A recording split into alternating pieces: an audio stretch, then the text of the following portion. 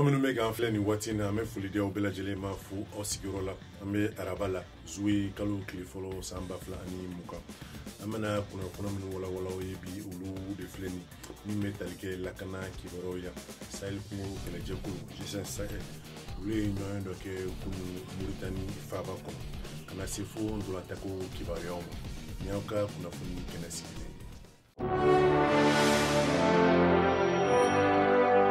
Sahel kungo kɛlɛjɛkulu ni a bɛ wele ko G5 Sahel ale jamana ɲɛmaw ani Faransi jamana ɲɛma olu ye ɲɔgɔn sɔrɔ lajɛla kunun Moritani jamana kɔnɔ a faaba la ni o ye Nouakchott ye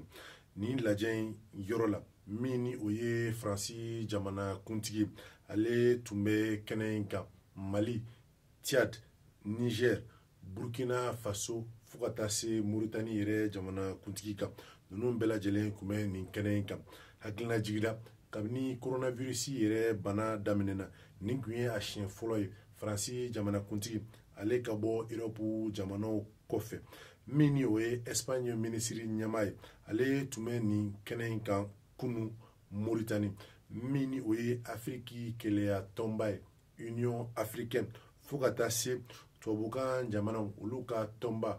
OIF o ɲɛmaw fɛnɛ tun bɛ nin kɛnɛ in kan kɛnɛ kelen in kan min ni o ye Allemagne minisiri ɲɛmaa ye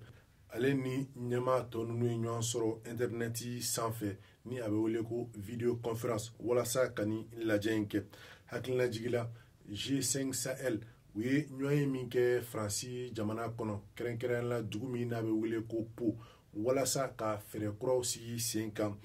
binganikɛ jɛkulu minnu ni olu bɛ kɔrɔnyanfan ninnu fɛ olu kɛlɛli kibaruyaw kan walasa ka baara bɛɛ lajɛlen farafasiya ni lajɛ tun kun ye o ye hakilina jiginna min ni o ye Algérie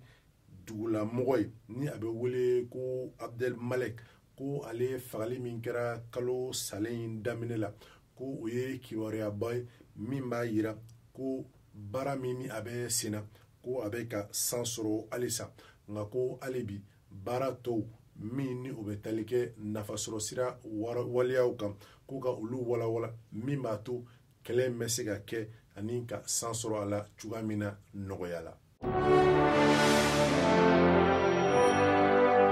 Hadamadenya ni politiko gɛlɛyaw la halisa min ni o ye denmisɛnninw tɔgɔla jɛkuluba ye ni a bɛ wele ko Conseil national des jeunes olu ye jamana kuntigi dagayɔrɔ sɛgɛrɛ ni o ye kuluba ye walasa ka taa u ŋaniya yira min n'o bɛ tali kɛ gɛlɛya min bɛ jamana kɔnɔ nin waati in na nin ɲɔgɔnye in kɛra jumadon juin kalo tile 26 san 2020 u ka ɲɛmaaba sa ni o ye Amadou Diallo ye ale ka kuma lasew senfɛ a y'a yira ko walasa ka gɛlɛya in kɛlɛ ka bɔ jamana kɔnɔ olu ka faamuyali la ko sigikafɔ ani an ka jamana sariya sunbaw la batoli k'olu bɛ se ka kɛ sababuba ye min b'a to bɛn ani keleya bɛ se ka don jamana kɔnɔ sisan nin waati in na o siratigɛ la ko do nataw la u kɛlen bɛ ka taama boloda min b'a to u bɛ se ka se jamana maaba caman fɛ yen ni ka taa olu kumaɲɔgɔnya jamana kuntigi ka kuma na a ko a bɛ denmisɛnninw fo u ka nin waleya in na ale yɛrɛ min o y'a ka fanga ta ko filanan k'a y'o ta ni k'o kɛ denmisɛnw tɔgɔla fanga ye ko fɛn o fɛn n'o bɛ tali kɛ denmisɛnw dɛmɛni kan u ka baarako u ka jɔyɔrɔko ko walasa ka olu bɛɛ lajɛlen waleya Amadou Diallo ka laseliw senfɛ halisa a ko a bɛ foli kɛrɛnkɛrɛn kɛ jamana kuntigi ye ka d'a kan sariya min n'o bɛ tali kɛ sariya 39 ye min b'a to lakɔlikaramɔgɔw ka hakɛ o bɛ se ka sabati cogoya min na ko o tali jamana kuntigi fɛ ko o ye koba ye min ni o ye foliko ye fo ka taa se lakanako kibaruyaw ma a ko fana k'a bɛ foli kɛ jamana kuntigi min ni o ye a ka kumalase laban na ko a y'a ɲini min ni o ye gouvernement min bɛna sigi k'o kɛ gouvernement ye min ni jamanaden bɛɛ bi yɛrɛ sɔrɔ min na ni a bɛ wele nanzarakan na ko gouvernement d'union nationale. Farikolo ɲɛnajɛ kibaruyaw la kɛrɛnkɛrɛnnenya la min ni o bɛ tali kɛ senna ndolantan kan CAN 2021 a bɛ waati damadɔ bɔ ŋununukan kun bɛ senna min ni o ye CAN 2021 ye ko sala tɛna bɔ a dɔgɔkɔrɔ ka sababu kɛ coronavirus ye.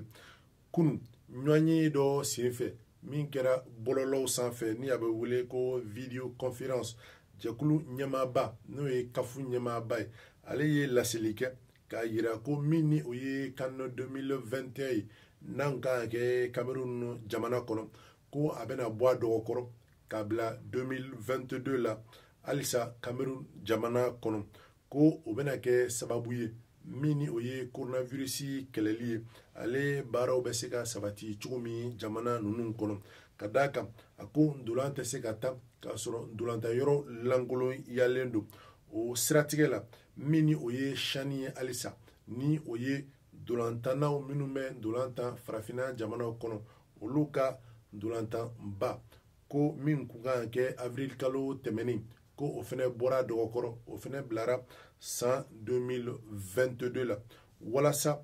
bana in ni o ye coronavirus ye a dalen b'a la ko o bɛna kɛlɛ ka bɛn ni waati ninnu ma hakilina jigila halisa ndolantan ninnu bɛ jɔ waati min na min ni o ye